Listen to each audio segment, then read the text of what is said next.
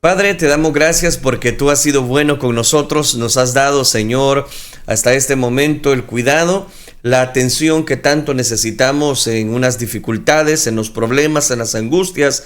Tú has sido fiel, tú sostienes nuestra vida. Tu mano poderosa, Señor, está con cada uno de nosotros. Te suplicamos que en este momento, Señor, cada uno de los que nos sintonizan a través de las redes sociales, ahí en su lugar de trabajo, en ese hogar donde la señal esté llegando, tu bendición se establezca con cada uno de nosotros y juntos podamos aprender de tu bendita palabra. No a nosotros, sino a tu santo nombre sea dada toda la gloria. Gracias, Cristo Jesús. Gracias, Dios. Amén, Señor, y amén. En la última oportunidad estuvimos analizando la curación que Jesús hizo a un ciego. Y hablábamos varios detalles, pero quiero ubicarle en el contexto. Esta historia ilustra bellamente el proceso de la salvación. Los pecadores perdidos, ciegos por el pecado, no tienen la capacidad de reconocer al Salvador ni para encontrarlo precisamente por su propia cuenta. Recuerde que los muertos no buscan a Dios. El ciego no se habría sanado si Jesús no hubiese buscado y se lo hubiera revelado. Así es en la salvación. Si Dios no alcanza a los pecadores ciegos espirituales, nadie podrá salvarles. Recuerde que a lo suyo vino y los suyos no le recibieron, pero a los que le reciben les da potestad de ser hechos hijos de Dios. Y tal como el ciego se sanó solo cuando obedeció la orden de Jesús, lavarse en el estanque de Siloé, es ahí donde Dios apremia precisamente el hecho de que Dios es el único que puede salvarle.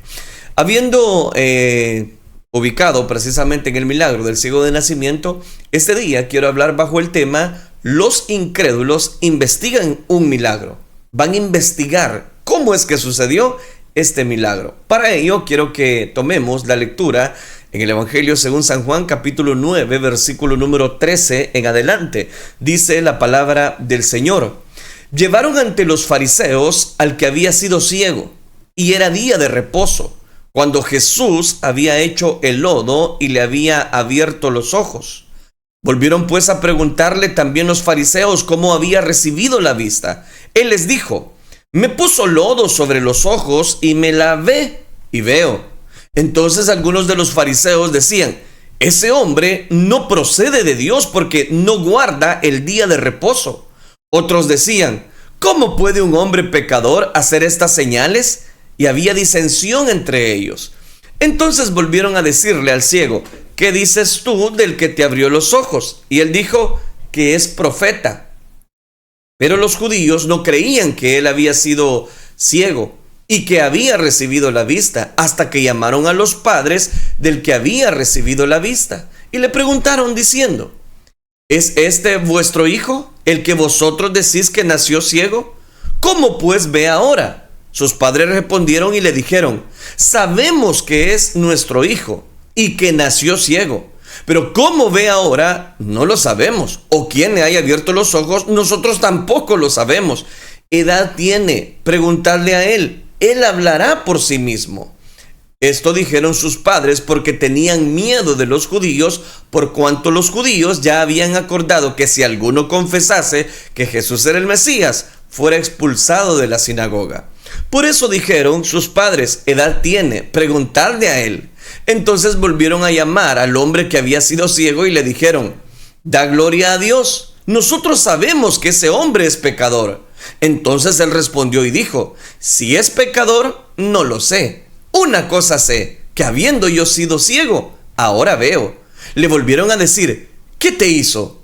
¿Cómo te abrió los ojos? Él le respondió: ya os lo he dicho, y no habéis querido oír. ¿Por qué lo queréis oír otra vez? ¿Queréis también vosotros haceros sus discípulos? Y le injuriaron y dijeron: tú eres su discípulo, pero nosotros discípulo de Moisés somos. Nosotros sabemos que Dios ha hablado a Moisés, pero respecto a ese no sabemos de dónde sea. Respondió el hombre y les dijo: pues esto es lo maravilloso, que vosotros no sepáis de dónde sea, y a mí me abrió los ojos. Y sabemos que Dios no oye a los pecadores, pero si alguno es temeroso de Dios y hace la voluntad, a ese oye. Amén. Dejamos hasta ahí la lectura. Como dije hace un momento, los incrédulos investigan un milagro. De eso vamos a hablar.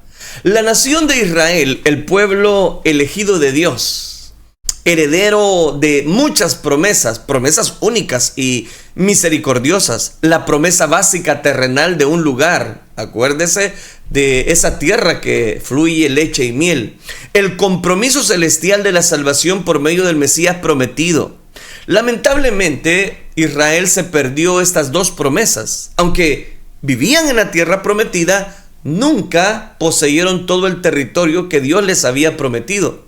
Tampoco pudieron quedarse de modo permanente en la tierra, pues por su pecado, idolatría, los conquistaron los asirios, los babilonios, en algún momento los llevaron al exilio. Aunque en los días de Esdras y Nehemías volvió un remanente, pronto cayeron bajo el yugo de los griegos, sirios, romanos, y la lista puede seguir. Y solo una década después de rechazar a Jesús, en el 70 después de Cristo, fueron masacrados y, por qué no decirlo, expulsados de su tierra por segunda vez, para no regresar a formar una nación independiente hasta 2000 años después. ¿Por qué le menciono todo eso? La desobediencia. La desobediencia en el ser humano muchas veces no la tomamos en cuenta y pasa factura. La desobediencia de Israel, que los privó de experimentar completamente las bendiciones prometidas por Dios, estuvo motivada por la incredulidad persistente. La incredulidad comenzó aún antes de que la nación entrara en la tierra prometida, poco después de que los israelitas salieran de Egipto. Dios dijo a Moisés: ¿hasta cuándo me ha de irritar este pueblo? ¿Hasta cuándo no me creerán con todas las señales que he hecho en medio de ellos? Aquí les cito el libro de Números, capítulo 14, versículo 11. Por causa de la falta de fe obstinada de toda esa generación de israelitas adultos, Dios no dejó entrar a Canaán, excepto a Josué y Caleb. Recuerde, como lo explica el autor en la carta a los Hebreos, en Hebreos capítulo 3, versículos 18 y 19. Y a quienes juró que no entrarían en su reposo, sino a aquellos que desobedecieron, y vemos que no pudieron entrar a causa de su incredulidad. Judas agregó: el Señor, habiendo salvado al pueblo, sacándolo de Egipto, después destruyó a los que no creyeron. En el Salmo 78 también el salmista se lamentó por la incredulidad de aquella generación. Y lo podemos citar: murmuraron contra Dios y aún dijeron: ¿podrá Dios tendernos una mesa en el desierto? Cuando golpeó la roca, el agua brotó en torrentes, pero ¿podrá también darnos de comer? ¿Podrá volverle carne a su pueblo? Cuando el Señor oyó esto, se puso muy furioso. Su enojo se encendió contra Jacob. Su ira ardió contra Israel, porque no confiaron en Dios, ni creyeron que Él les salvaría. Ahí está. Desafortunadamente, las generaciones siguientes no aprendieron de la incredulidad de sus ancestros. En el segundo libro de los Reyes, capítulo 17, versículo 14, explica que Asiria destruyó el reino del norte, específicamente la parte como se le conoce Israel, porque no hicieron caso, sino que fueron tan obstinados en su terquedad como lo habían sido sus antepasados, que no confiaron en ese Dios poderoso. Después, ¿qué pasó? El reino del sur también se alejó de Dios por la incredulidad y Babilonia los llevó cautivos. El cautiverio babilónico, usando la metáfora del olivo, recuerde, que simboliza aquella riqueza de las bendiciones en el pacto divino. Pablo escribe a los israelitas en Romanos capítulo 11, versículo 20: por su incredulidad fueron desgajados. Creo que basta ese contexto para introducirme. El Evangelio de Juan, que enfatiza la fe en Cristo, también documenta la negación de Israel a creer.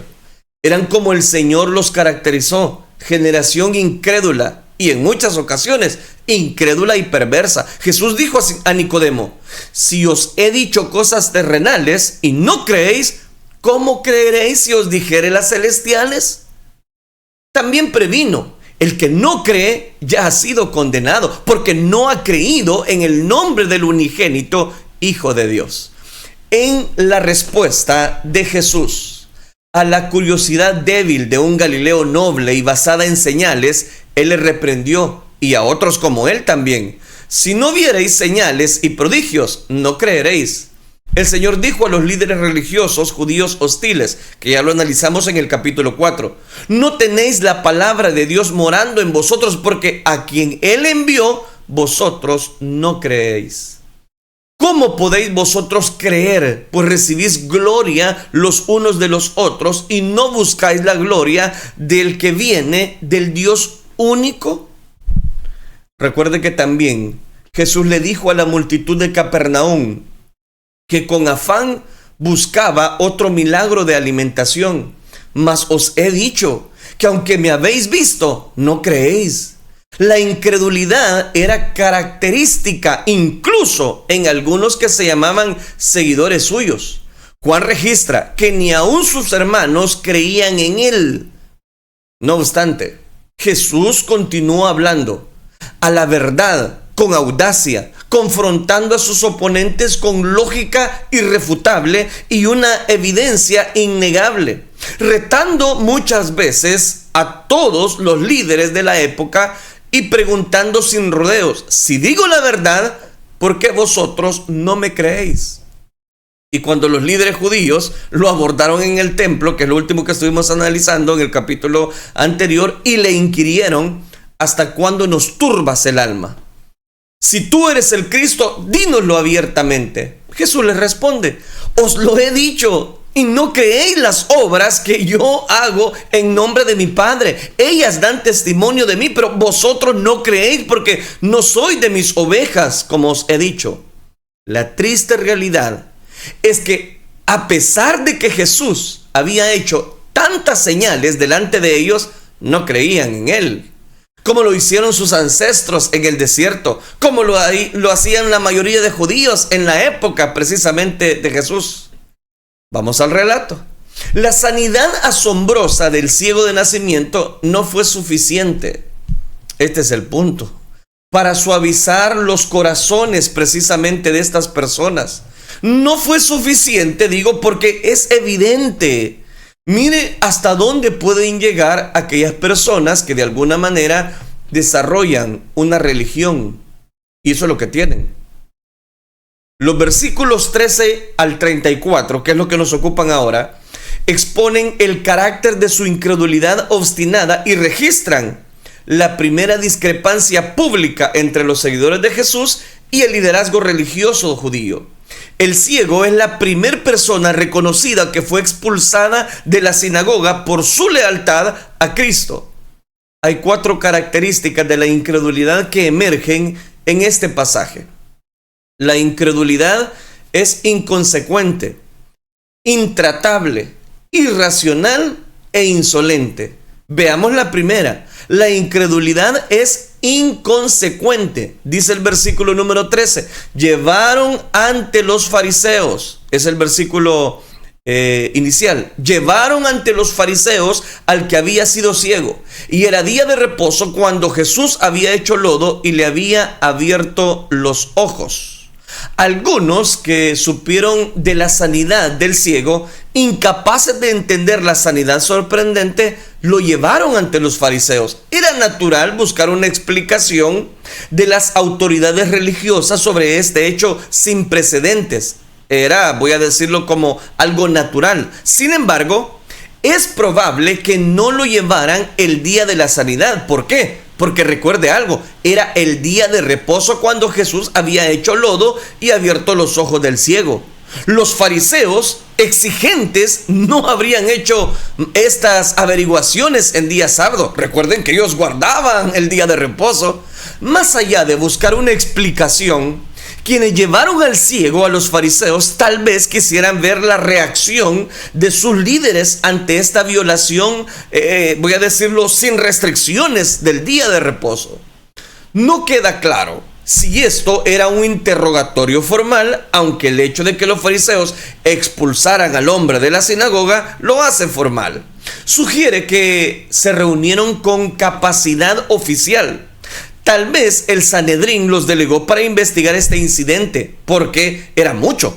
Fuera cual fuera la naturaleza técnica del enclave o por qué han de investigar, tuvo efectos oficiales, como quienes escoltaron precisamente al hombre. Los fariseos volvieron pues a preguntarle también que cómo había recibido la vista. Volvieron pues a preguntarle también los fariseos cómo había recibido la vista. Versículo 15. Él les dijo: me puso lodo sobre los ojos, me lavé y veo. Repitió todo lo que sabía. ¿Qué hizo el Señor y qué hizo él? Declaró ordenadamente: Jesús me puso lodo sobre los ojos, me lavé y veo.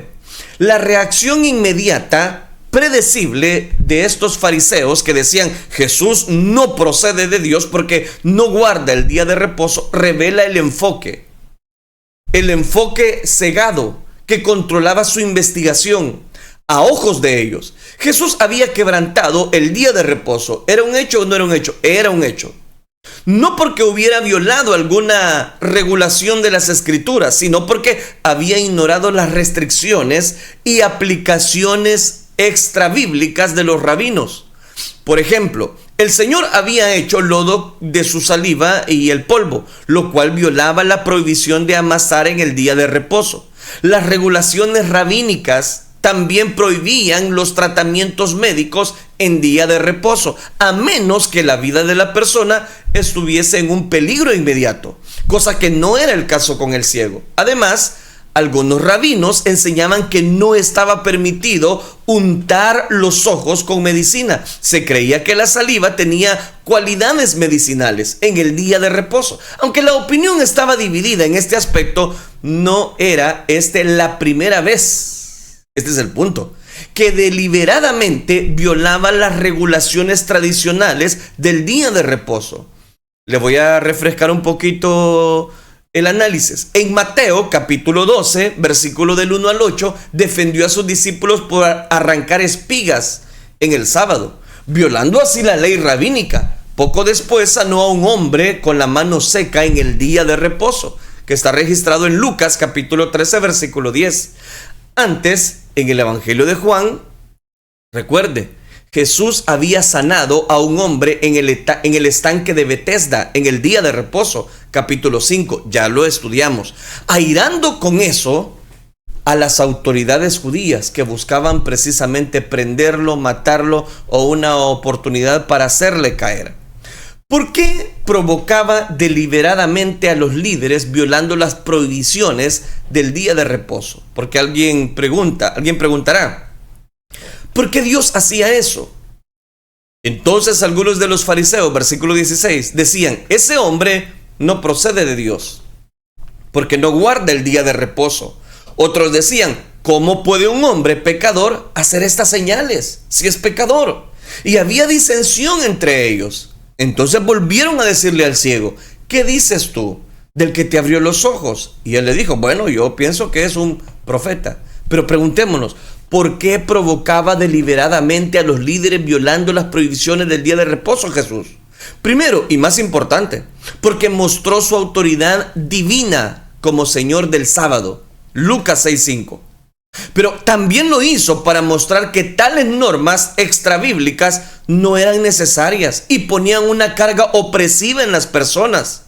Los líderes judíos habían pervertido el propósito divino para este día de descanso y agradecimiento a Dios, haciéndolo fastidioso, gobernado por decenas de reglas triviales.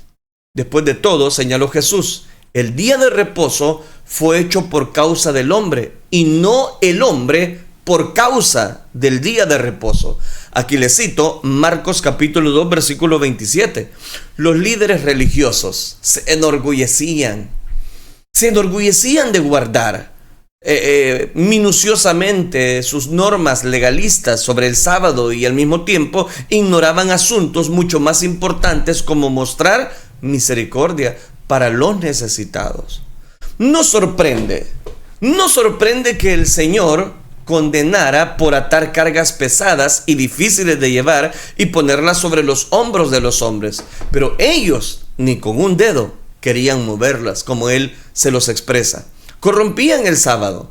No lo hacían un día de glorificación a Dios, sino un medio legalista de glorificación personal. Parecía obvio a este primer grupo de fariseos cegados por su sistema de justificación propia que Jesús no podía venir de Dios. Quienes son de Dios razonaban, guardaban el sábado. Jesús no observó las regulaciones del sábado, por lo tanto no puede venir de Dios. Ese fue el análisis de ellos. Pero otros no estaban tan convencidos, se preguntaban, ¿cómo puede un hombre pecador hacer otras señales, estas señales? En contraposición al razonamiento del primer grupo, con un, si usted me lo permite, análisis propio, solo quienes vienen de Dios pueden abrir los ojos de los ciegos. Por lo tanto, Jesús viene de Dios. Como resultado, había disensión entre ellos, como ya había entre la multitud. Y ahora entra en escena precisamente el segundo aspecto de la incredulidad. Y es la incredulidad intratable. Entonces, dice el versículo número 17, volvieron a decirle al ciego, ¿qué dices tú del que te abrió los ojos? Y él dijo, bueno, que es profeta.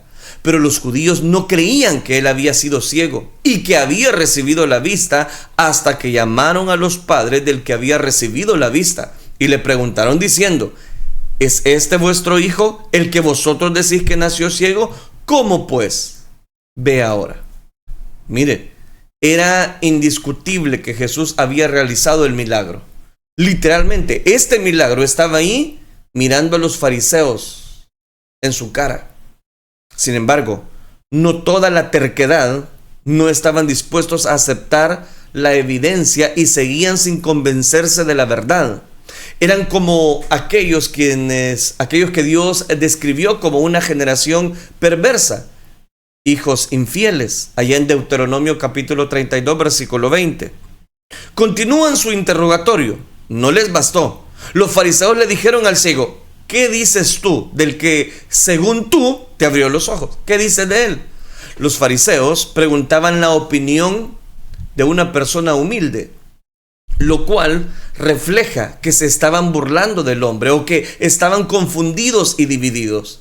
La respuesta enfática y audaz del hombre, que es profeta, muestra que él captó la realidad que los fariseos ciegos espiritualmente se negaban a ver, que Jesús era enviado de Dios y que había cierta resistencia en ellos en creer que este hombre era un enviado de Dios. Sus palabras reflejan una comprensión creciente sobre la verdadera identidad de aquel hombre que se llamaba Jesús.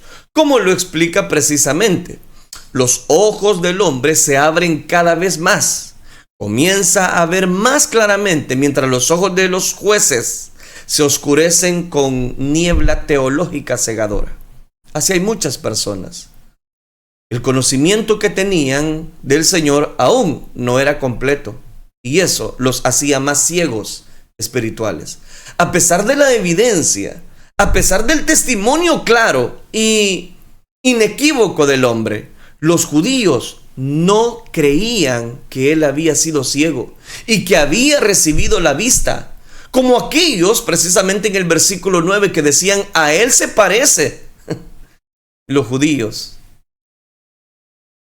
decidieron que esta era tal vez un caso de confusión de identidades. Ellos pensaron que era una confusión de identidad, por lo tanto llamaron a los padres del que había recibido la vista. Aunque otros pudieran estar errados acerca de la identidad de este personaje, los padres sabían si era su hijo o no era su hijo. Cuando los padres del hombre llegaron, los fariseos le interrogaron. Evidentemente, en ausencia de su hijo, tenían 3 preguntas relacionadas. ¿Es este vuestro hijo? Primera pregunta. Segundo, ¿nació ciego? Tercero, ¿cómo pues ve ahora? Por razones que pronto se harán claras, los padres del hombre respondieron con mucha cautela. Lo identificaron como su hijo y afirmaron que era ciego, que nació ciego, perdón. Pero aunque él ya les había comentado el milagro, evadieron cuidadosamente la última pregunta y le dijeron a los fariseos: ¿cómo ve ahora? No lo sabemos. ¿Se están dando cuenta?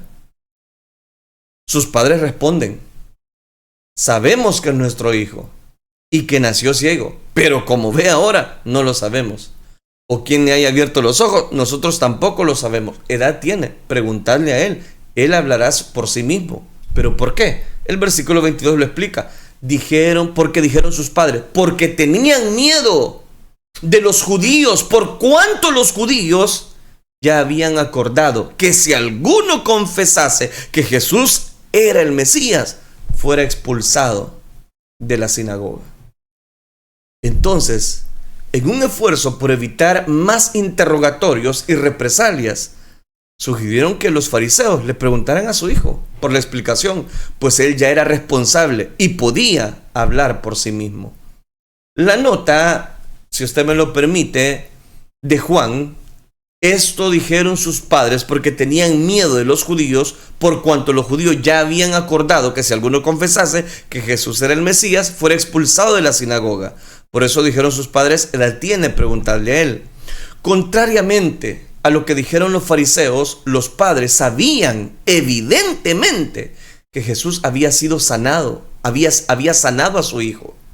De no haberlo, de que ellos no lograran dimensionar, entonces no habría razones para tener miedo de que los judíos los expulsaran de la sinagoga por la culpa de Jesús.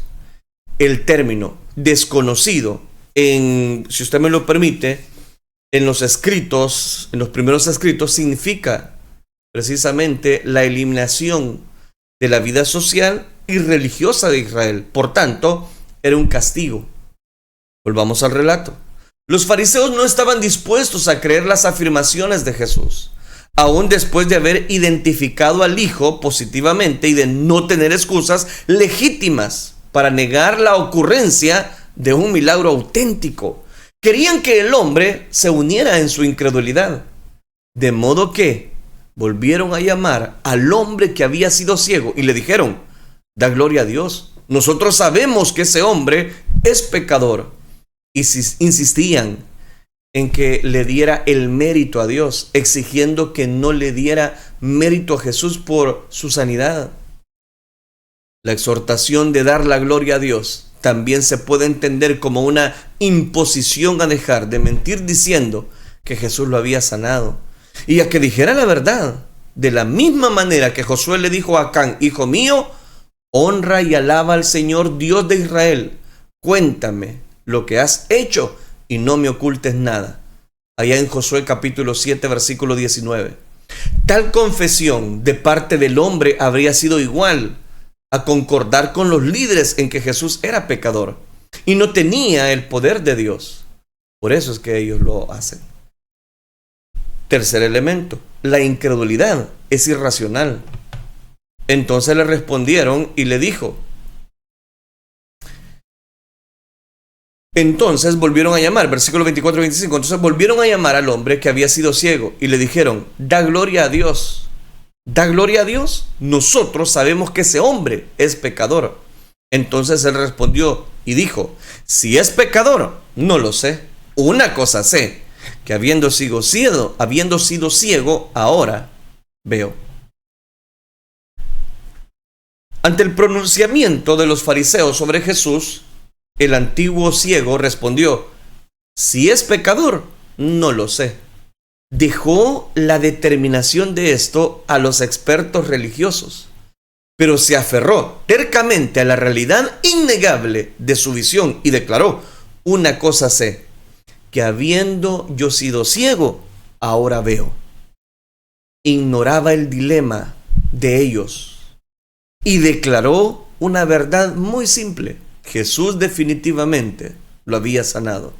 Frenados, si usted me lo permite, en seco por el testimonio indiscutible del hombre y sin forma de continuar con su débil argumento, los fariseos comenzaron a volver sobre cosas que ya habían tratado, ya habían hecho las preguntas. ¿Qué te hizo? ¿Cómo te abrió los ojos? ¿Por qué lo hizo? En el versículo 15 tal vez esperaban que esta vez el hombre se contradijera o dijera algo más que pudieran usar contra Jesús. Exasperado como era incomprensible. Por el interrogatorio de los fariseos, el hombre responde. Versículo siguiente. Le volvieron a decir, 26, ¿qué te hizo? ¿Cómo te abrió los ojos? Y si a él se lo preguntaron, él ya respondió. Pero él vuelve y responde, ya os los he dicho y no habéis querido oír. ¿Por qué lo queréis oír otra vez? ¿Queréis también vosotros haceros sus discípulos? Aquí fue un poquito fuerte. No veía cuál era la idea de repetir su testimonio. ¿Por qué? Obviamente ellos no le creerían en ninguna forma.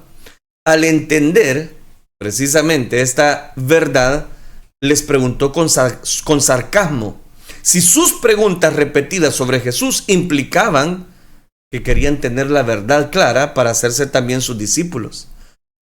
Pero ahí viene una reprensión. La respuesta fue devastadora. Pues esto es lo maravilloso que les dijo a ellos.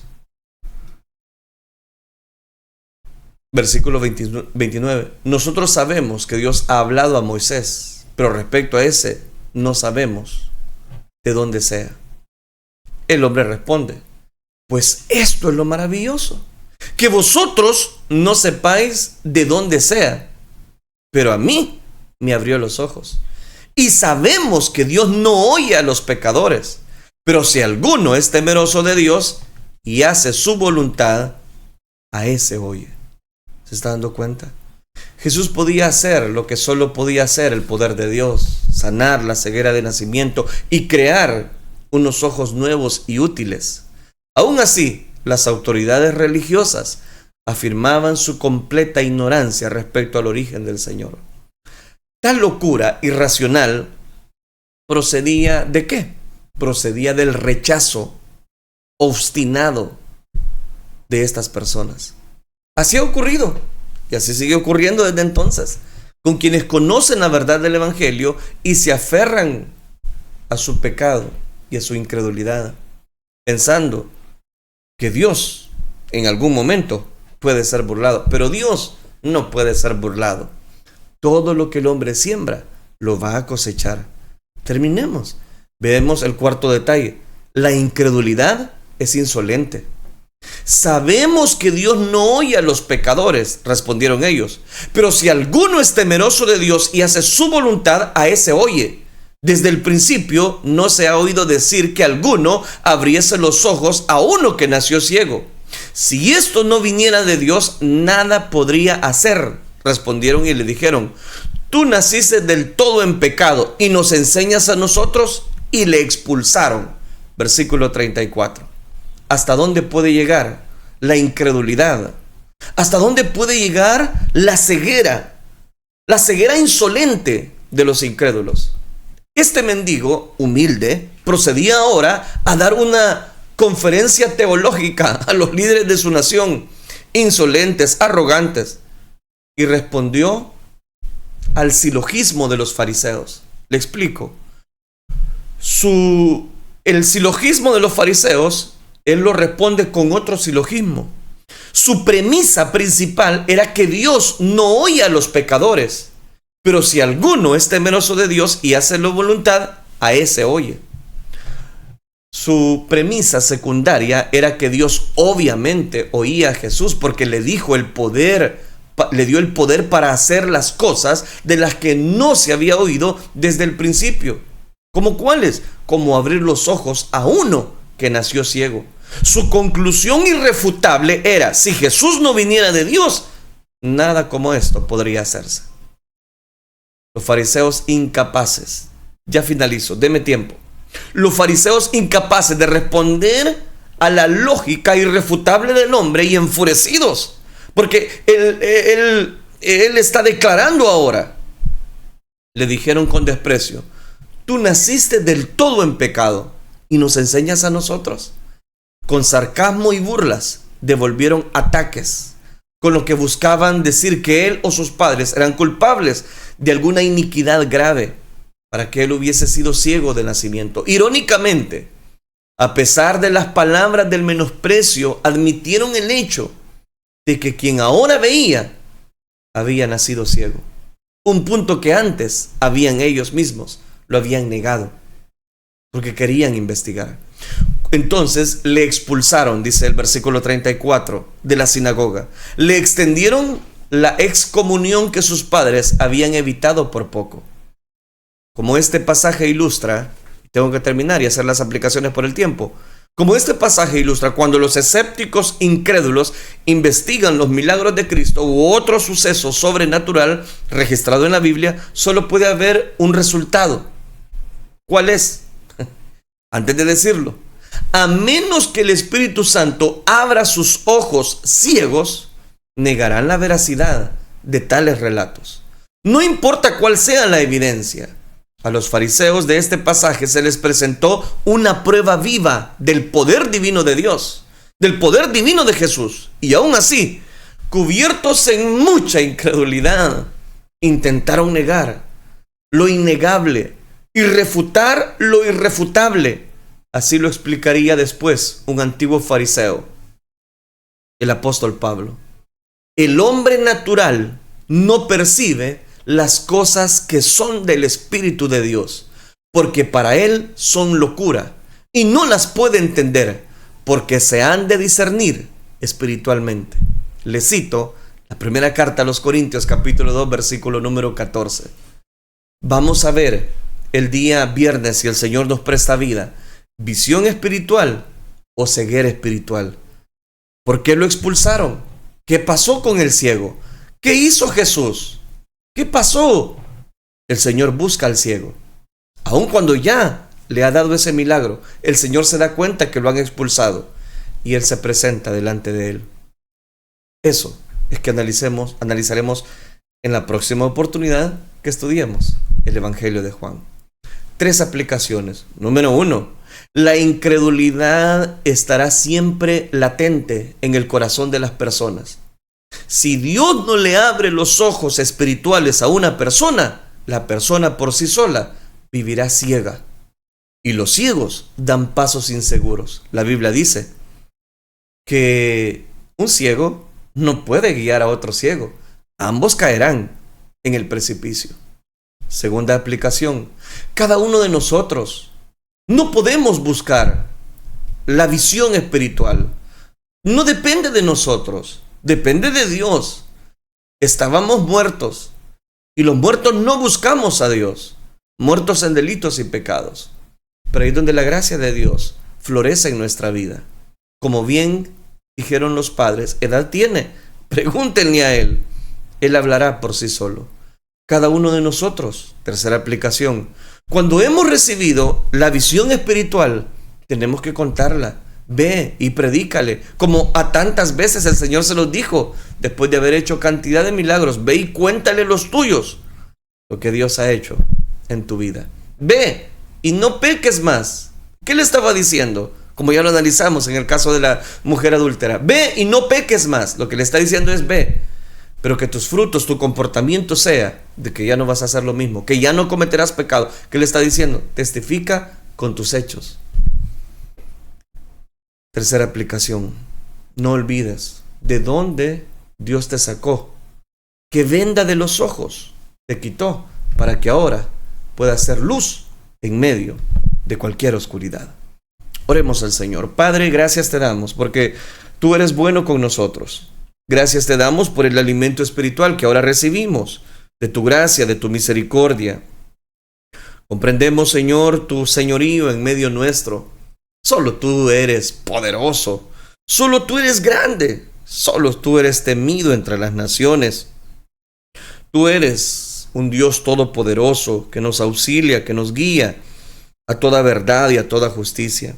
Gracias te damos, bendito Rey, por cada persona que está dando cobertura a esta transmisión, que está recibiendo tu palabra con gozo.